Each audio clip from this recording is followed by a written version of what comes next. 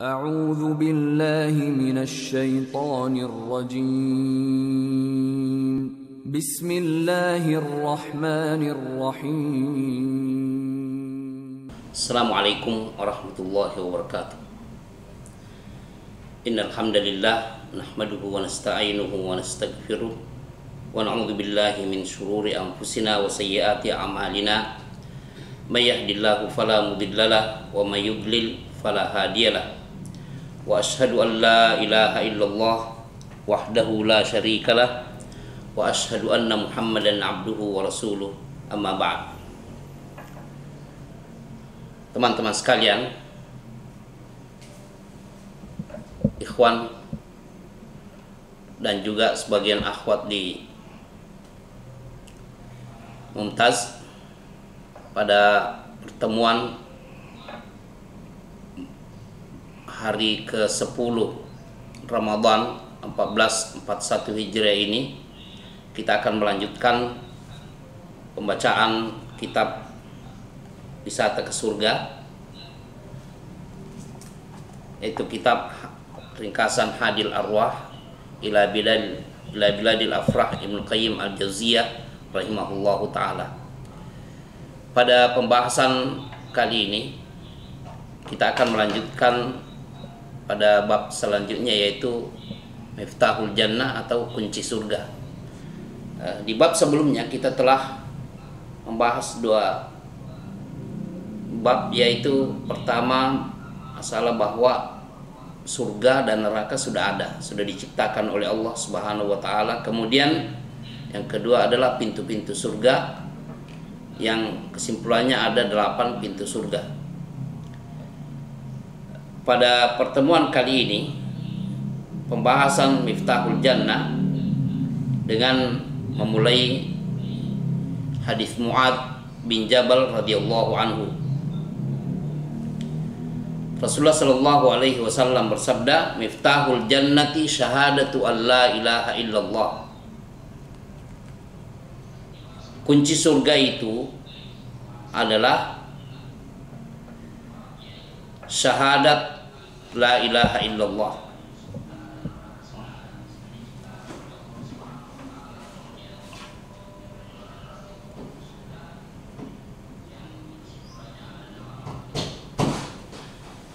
Miftahul jannati syahadatu an la ilaha illallah.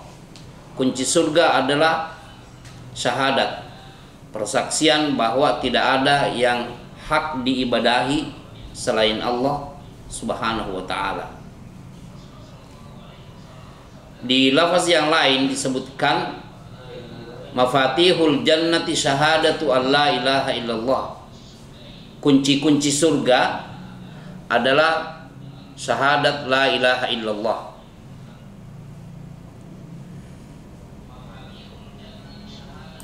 Ikhwan sekalian,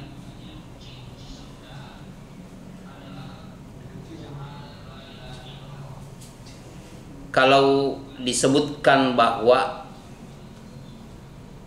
segala sesuatunya itu ada kuncinya, maka ternyata kalau manusia akan terbagi seperti yang telah kita bacakan dalam ayat fariqun fil jannati wa fariqun fis sa'ir, bahwa manusia akan terbagi dua. Fariqun fil jannah, sebagian di antara mereka akan mengarah ke surga. Wa fariqun fis sa'ir, sebagiannya juga akan mengarah ke neraka. Na'udzubillah. Maka kalau dikatakan tempat terakhir itu adalah surga, maka kunci untuk sampai ke sana itu ya sangat penting sekali, karena ini bersifat kekal. Semoga Allah Subhanahu wa taala merahmati kita semua sekeluarga dan anak-anak keturunan kita agar ditempatkan di surga, yaitu surga Firdaus. Miftahul jannati syahadatu an la ilaha illallah. Kunci surga adalah kesaksian bahwa tidak ada yang hak diibadahi selain Allah. Dan ini menuntut kita nantinya untuk membahas apa sih yang disebut dengan la ilaha illallah ini? Syaratnya apa, maknanya apa, dan pembatal-pembatalnya apa? Sangat penting untuk diketahui. Teman-teman sekalian, sahabat Mumtaz, kalau Rasulullah Shallallahu Alaihi Wasallam bersabda, "Miftahus sholati tuhur," kunci sholat itu adalah bersuci. Maka disebut juga bahwa kunci pembuka haji adalah ihram. Karena amalan yang pertama dilakukan kalau menunaikan ibadah haji itu adalah berihram. Kemudian kalau dikatakan segala kebaikan itu kuncinya adalah kejujuran. Kemudian kunci surga adalah kalimat tauhid. Kunci ilmu adalah mendengarkan dan menelusuri, menuntut. Begitupun kalau dikatakan bertanya sebagai kunci keilmuan juga. Kemudian kemenangan dan keberhasilan kuncinya adalah sabar. Lalu kunci untuk mendapatkan tambahan rezeki dari Allah Subhanahu wa taala adalah bersyukur. Bersyukur kepada Allah Subhanahu wa taala. Kemudian kalau ingin menjadi wali Allah Subhanahu wa taala, maka kuncinya adalah mencintai Allah dan banyak berzikir kepada Allah.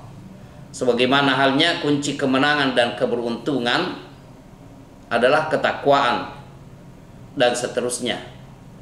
Kunci ini harus dipahami sebaik-baiknya, bukan sekedar logo atau lambang biasa bahwa ini adalah kunci yang seakan-akan tidak perlu dihiraukan.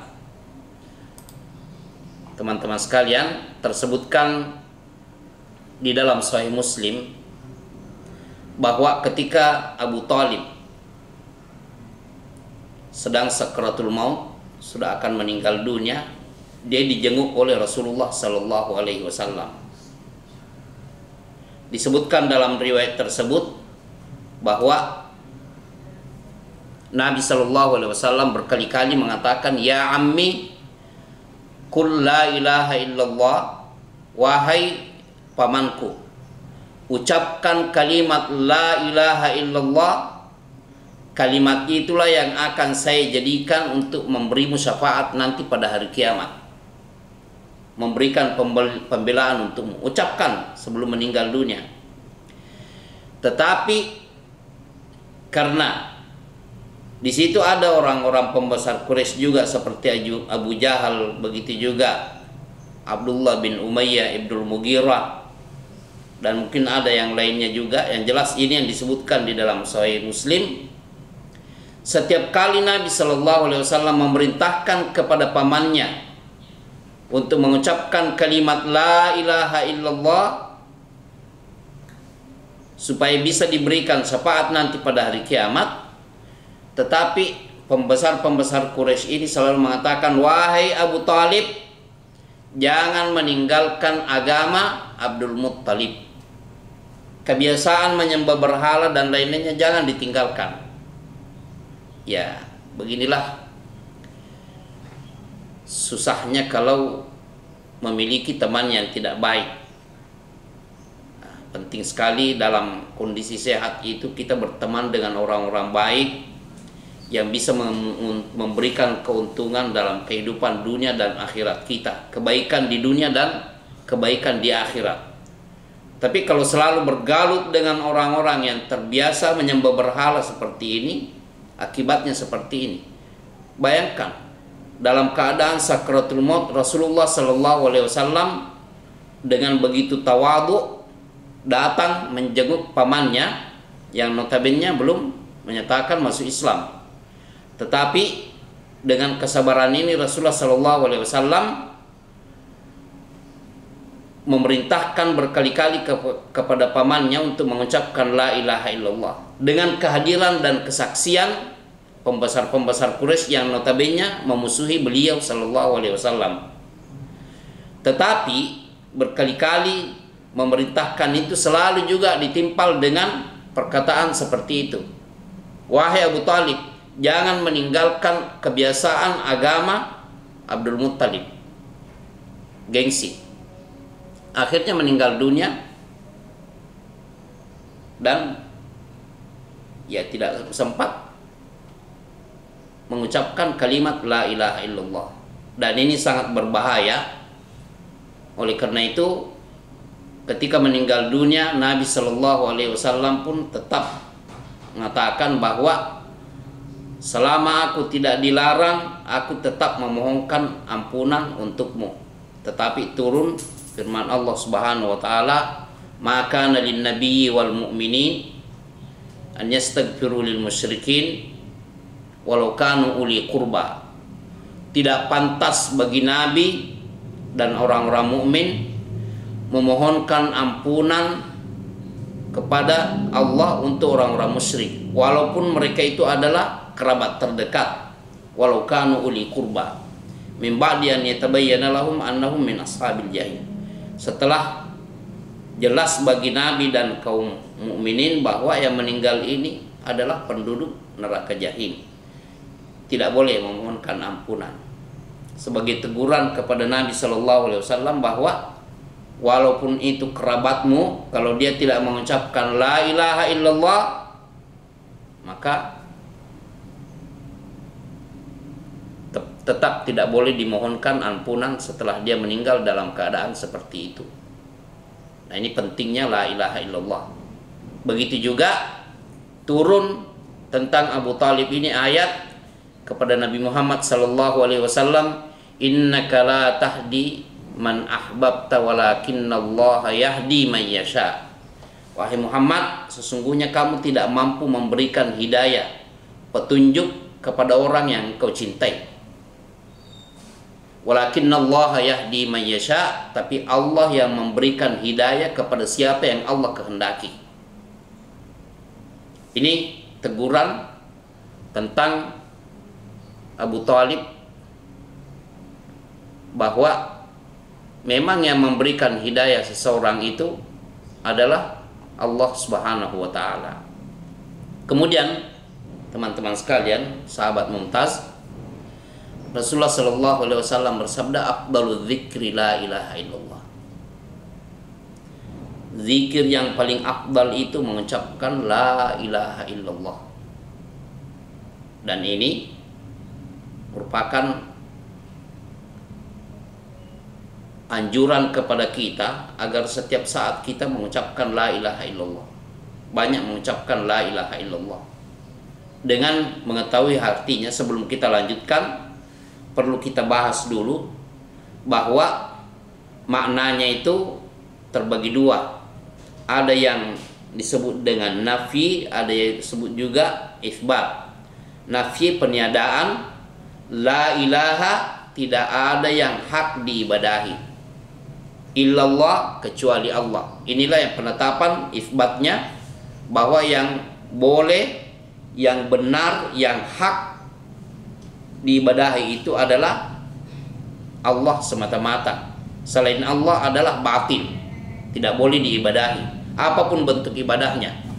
Apakah itu dalam salat, fasholli li rabbika wanhar, menyembelih, begitu juga perasaan takut, tawakal, dan seterusnya, itu semua untuk Allah Subhanahu wa taala. Ruku, sujud, semuanya untuk Allah Subhanahu wa taala. Inna salati wa nusuki wa mahyaya wa mamati lillahi rabbil alamin.